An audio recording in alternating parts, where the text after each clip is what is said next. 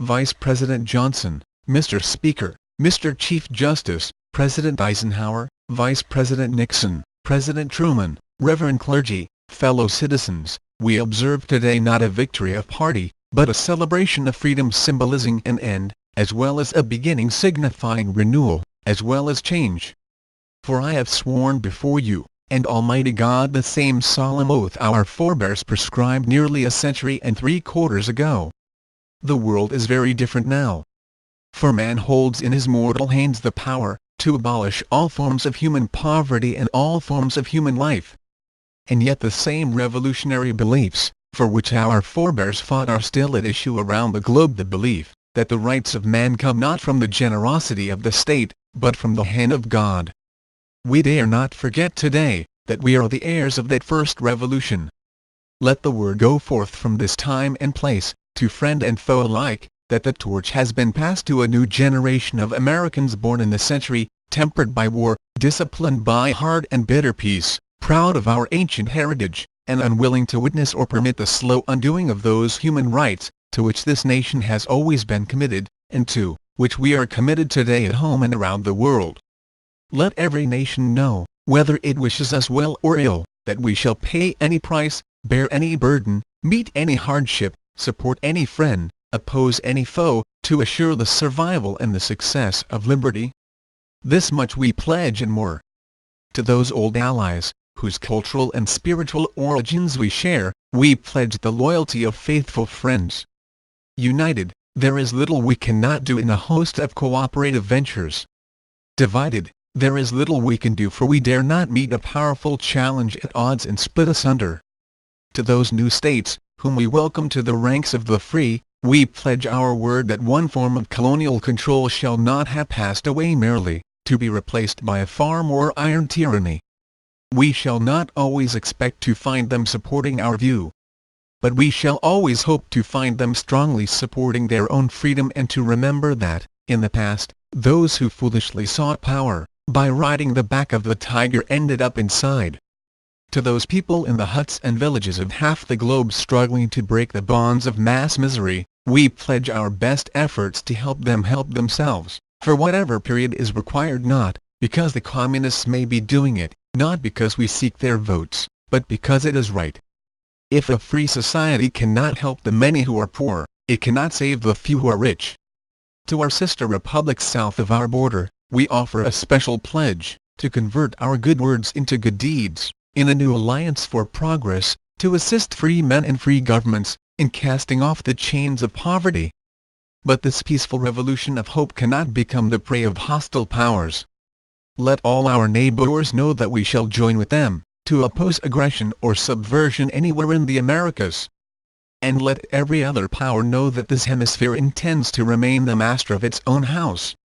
To that World Assembly of Sovereign States, the United Nations, our last best hope in an age where the instruments of war have far outpaced the instruments of peace, we renew our pledge of support, to prevent it from becoming merely a forum for invective, to strengthen its shield of the new and the weak, and to enlarge the area in which its reed may run.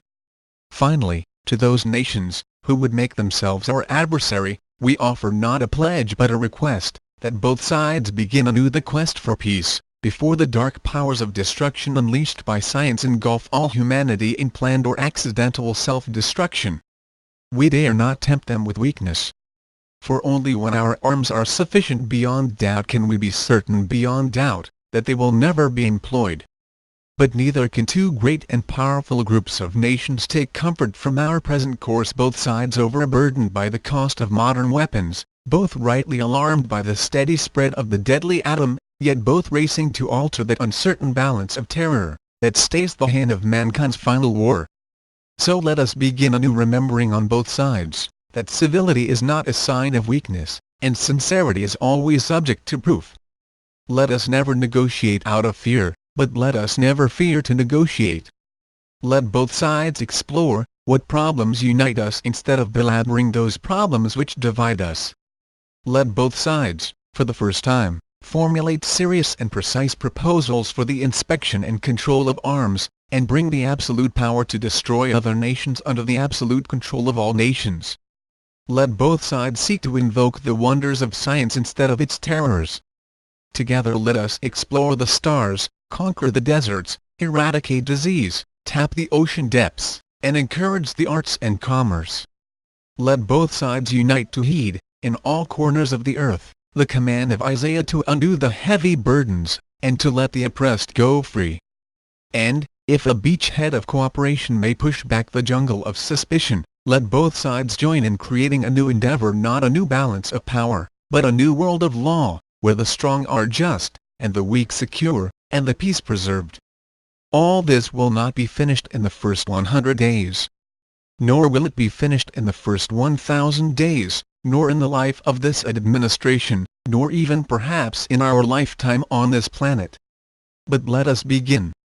In your hands, my fellow citizens, more than mine, will rest the final success or failure of our course. Since this country was founded, each generation of Americans has been summoned to give testimony to its national loyalty. The graves of young Americans, who answered the call to service around the globe. Now the trumpet summons us again, not as a call to bear arms, though arms we need, not as a call to battle, though embattled we are, but a call to bear the burden of a long twilight struggle, year in and year out, rejoicing in hope, patient in tribulation, a struggle against the common enemies of man, tyranny, poverty, disease, and war itself. Can we forge against these enemies a grand and global alliance, north and south, east and west, that can assure a more fruitful life for all mankind? Will you join in that historic effort? In the long history of the world, only a few generations have been granted the role of defending freedom in its hour of maximum danger. I do not shrink from this responsibility, I welcome it. I do not believe that any of us would exchange places with any other people or any other generation. The energy, the faith, the devotion which we bring to this endeavor will light our country and all who serve it. And the glow from that fire can truly light the world. And so, my fellow Americans, ask not what your country can do for you, ask what you can do for your country. My fellow citizens of the world, ask not what America will do for you, but what, together, we can do for the freedom of man. Finally, whether you are citizens of America or citizens of the world, ask of us here the same high standards of strength and sacrifice, which we ask of you.